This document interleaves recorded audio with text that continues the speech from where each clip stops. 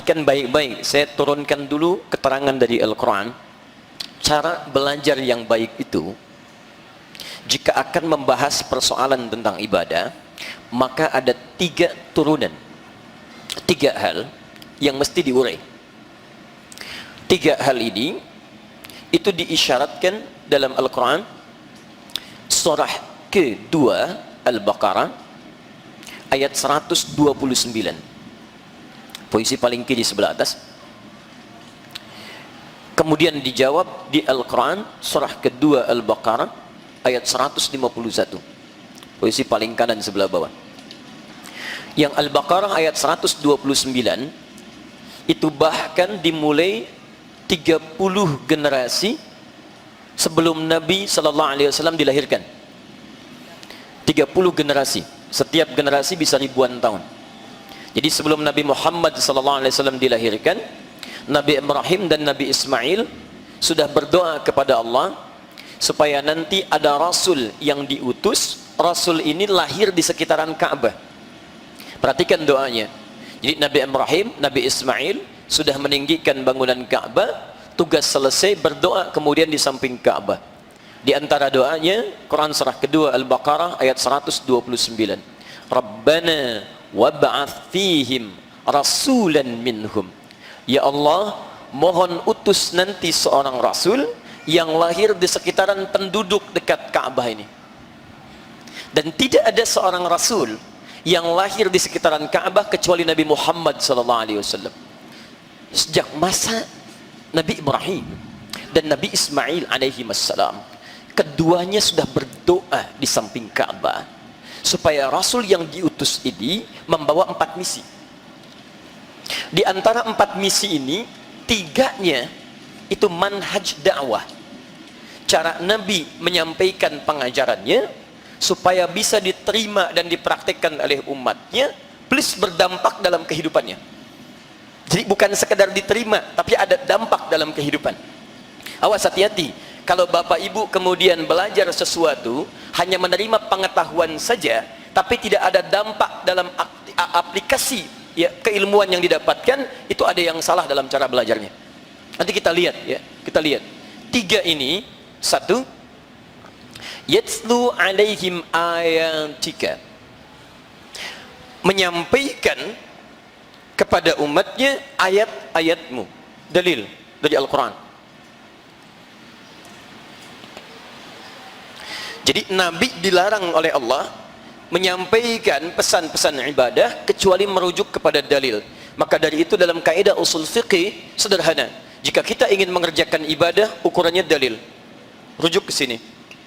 Ada dalil, kerjakan. Tidak ada dalil, tidak usah repot. Jadi Allah menginginkan kita mudah dalam ibadah, bukan ingin mempersulit. Jadi ukurannya sederhana, ada, kerjakan. Tidak ada, kita tinggalkan. Sebaliknya urusan dunia itu boleh semua, kecuali yang dilarang. Jadi kalau bapak ibu cari urusan dunia, jangan tanya dalil, itu repot. Pulang dari sini mau beli jus alpukat, begitu pesan, bang jusnya 1, dalilnya mana? Ayo, susah kayak gitu ya, gak akan dapat kita ya. Ini rujukannya. Yang kedua, wa yu'allimuhumul kitab, mengajarkan isi dalil Quran ini, disebut kemudian dengan hadis, dipraktekkan disebut dengan sunnah.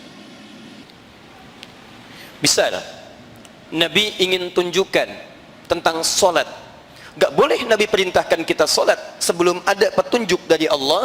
Solat tunaikan. Turun ayat Quran surah kedua misal ayat 43, wa aqimus solat, tunaikan solat. Maka ketika ayat turun, baru kewajiban solat bisa kita kerjakan. Jelas? Tapi persoalannya ayatnya ada, tapi caranya kan harus tahu kita. Maka dari itu diperintahkan pada yang kedua, tidak cukup dengan dalil turun, ajarkan bagaimana cara solat yang benar. Wudu belum kita tunaikan, ada dalilnya baru kita kerjakan. Bagaimana cara wudunya? Itu yang diturunkan pengajarannya lewat keterangan Nabi sallallahu alaihi wasallam. Jadi dalam pelajaran-pelajaran ibadah, 1, kita mesti merujuk ke dalil dulu. Kedua, kita mesti tahu bagaimana cara mengerjakannya. 2 aspek. 1, 2, 3, ini yang jarang dibahas. Wal hikmah, esensinya, hikmahnya. Hikmah, esensi. Kenapa kita diminta sholat? Contoh ya, sebagai evaluasi, sebentar, sebagai evaluasi. Al-Quran memberikan ukuran esensi sholat. Di Quran surah ke-29 ayat 45. Inna salata tanha anil fahsya wal munkar. Sungguh, sholat itu bila benar dikerjakan akan menjadikan pelakunya baik, terbebas dari perbuatan keji dan mungkar. Jadi sumber keburukan itu hanya dua. Kalau bukan fahsya, maaf, keburukan yang bersumber dari syahwat.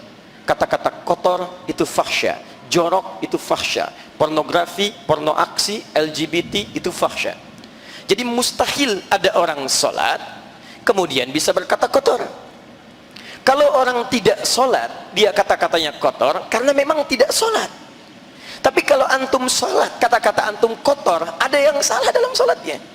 Walaupun bacaan sholat anda terlihat benar, gerakan sholat anda terlihat sempurna, tapi ada yang salah dalam pelaksanaan sholatnya. Mungkin anda, maaf, kurang memahami dari apa yang dikatakan dan dibacakan dalam sholatnya. Mungkar, maaf, perbuatan yang diingkari oleh hati kita. Sumbernya nafsu perut dan akal. Dusta itu mungkar, berselisih itu mungkar, mencela itu mungkar, korupsi itu mungkar, segala perbuatan kotor itu mungkar, bersumber dari nafsu perut dan akal. Jadi mustahil ada orang sholat bisa mencuri, mustahil. Ada orang sholat bisa berdusta, mustahil. Ada orang sholat bisa gosip, mustahil, Bu. Ya. Saya tidak, Ustaz, alhamdulillah tidak seperti ibu yang itu. Sama aja, mustahil. Gak bisa, Pak.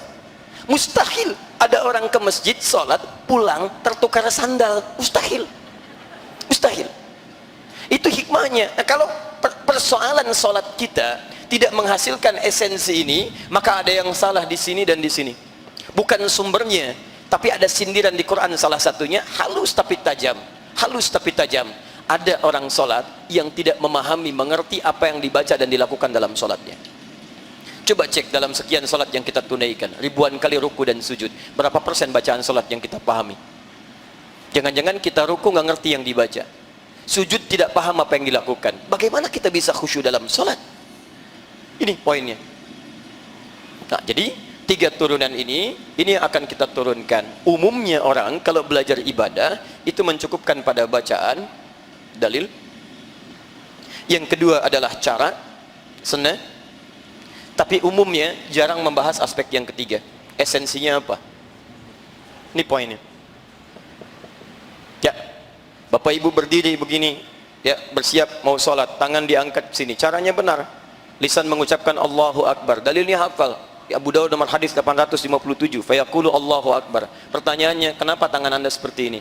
Kenapa yang diucapkan Allahu Akbar? Bukan Allahul Azim, Allahur Rahman. Itu semua ada hikmahnya. Dan diajarkan pada Nabi sallallahu alaihi wasallam.